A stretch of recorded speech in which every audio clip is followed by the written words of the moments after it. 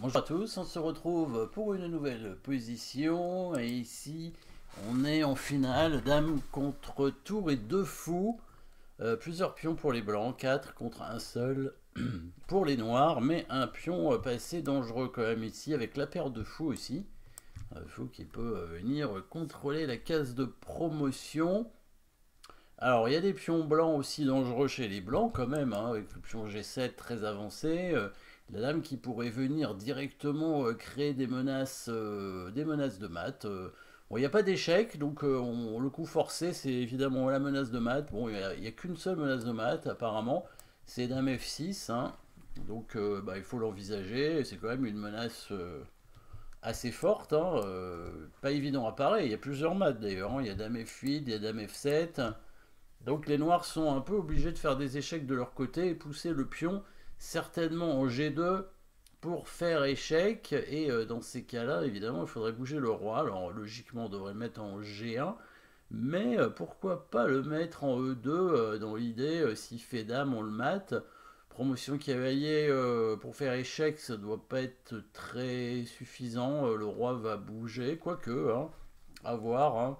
Si il fait promotion cavalier, peut-être que il peut se défendre avec tour F3 après, mais peut-être que le mieux c'est de faire tour F3 tout de suite en fait, hein, je pense. Hein, voilà. En fait, tour F3 tout de suite, l'idée justement si la dame prend, voilà, c'est la fameuse promotion cavalier qui permet de récupérer la dame, et ce sont même les noirs qui vont gagner ici. Hein. Et le coup tour F3 part tout simplement la menace de mat, enfin les menaces de mat, il y en avait plusieurs. Hein. Et si c'est le roi qui prend, évidemment, le pion avance en faisant dame, échec à la découverte. Donc voilà, ce petit coup de tour hein, qui est le bon coup de défense. Par contre, le roi peut venir en G1, bien évidemment, parce que si le fou donne échec en B6, on va tout simplement le prendre avec la dame, hein, et puis voilà. Et on reviendra menacer mat. Là, la tour noire est un petit peu bloquée. Alors, il pourrait quand même venir en F3 pour menacer mat, mais on devrait pouvoir la gagner avec une attaque double. Donc, par exemple, dame B8 échec, roi prend G7, dame B7 échec, et puis au coup suivant, on pourra prendre sa tour tranquillement. Et là, il n'y aura plus de problème. Donc ici, on met le roi en G1. Et bah, s'il veut parer le mat, il a qu'un seul coup maintenant. Parce que l'échec, on l'a étudié déjà. Donc il faut parer le mat. Donc le seul coup, bah, c'est tour F3 hein, qui permet de contrôler les deux cases en même temps. F7 et F8. Alors évidemment, la tour n'est pas protégée, hein, donc on la prend. Et il fait échec. Et oui, et là il fait échec. Et là, on ne peut pas bouger le roi parce que sinon, il fait dame. Mais bien sûr, comme on a beaucoup de pions, on peut se permettre de donner la dame. Alors attention, si on met la dame en F2, il peut prendre la dame. Ensuite, il fait dame et ensuite il peut sortir son fou.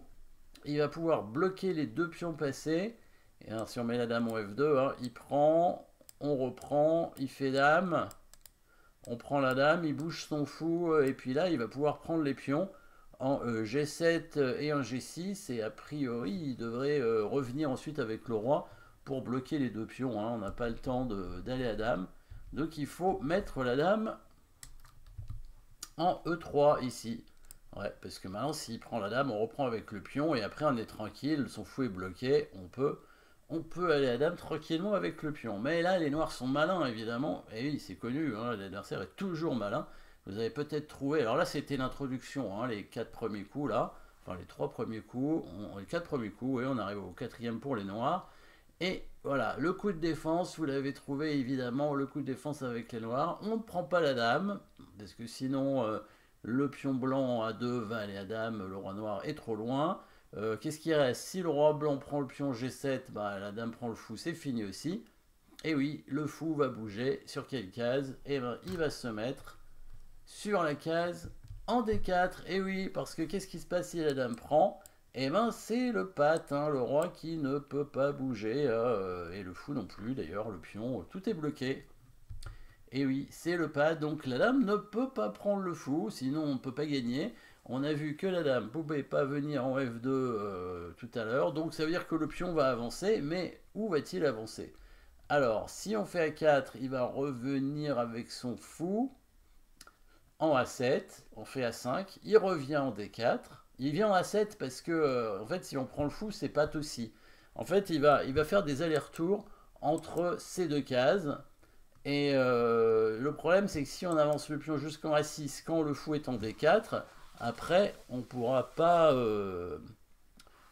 faire grand-chose. Alors, on pourra pas faire grand-chose, parce que si on prend le fou, c'est toujours patte. Si on pousse le pion, il prend le pion. Alors, et si on fait dame F2 cette fois, peut-être qu'il prend pas la dame, quoique il pourrait peut-être le faire quand même. Mais sur dame F2, en fait, il peut aussi faire fou A7, hein, et ce sera patte quand même. Hein. Donc, qu'est-ce qu'on va faire? Eh ben, on va attendre que le pion arrive en A5. Quand son fou est en A7, on pourra mettre la dame en B6, et là, du coup, ce sera plus patte. Donc, du coup, on avance le pion d'une seule case. Et oui, comme ça, quand il fait fou A7, on avance en A4. Il revient en D4, on avance en A5. Et quand il revient en A7, on met la dame en B6. Voilà. Et là, ça y est, c'est fini, il n'y a plus de patte. Il va être un peu obligé de prendre la dame, hein, parce qu'il n'a pas d'autre coup. Et on prend son fou, et le roi va pouvoir prendre le pion.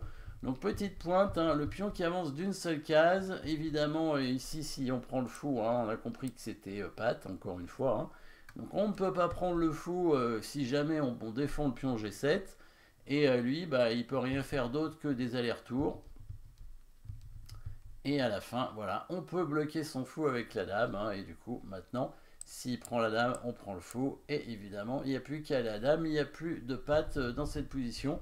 Voilà, les noirs ont tenté une défense un peu diabolique, mais les blancs avaient tout prévu et il faut faire très attention ici, évidemment, à anticiper et tout. Hein. Alors si on avance le pion de 2 cases, fou A7, A5, fou D4, et là la différence c'est qu'on n'a pas la possibilité de jouer dame B6, bien sûr. Et on n'a pas de coup vraiment, hein. On n'a pas de coup utile dans cette position. Alors, si on bouge le roi, là, il devrait pouvoir prendre la dame, normalement. Voilà, et ensuite faire dame, comme tout à l'heure. Hein, il va revenir avec son fou, bloquer les deux pions sur la diagonale.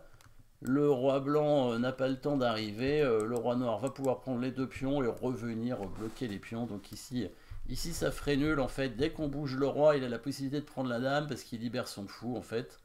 Donc ici, il n'y a rien d'autre à faire, hein. Pareil, A6, hein, fou A7, voilà, roi F2, ça revient au même, hein. De toute façon, on sera obligé de prendre avec le pion.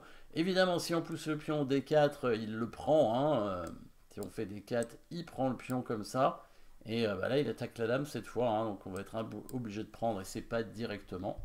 Voilà, la seule façon, c'était bien de perdre un temps avec le coup de pion en A3, pour arriver évidemment sur la case en A5 à partir du moment où son fou est en A7, hein, parce qu'il ne peut pas aller ailleurs, sinon il n'y a plus de patte, et là on peut le bloquer avec dame B6. Voilà, petite étude ici.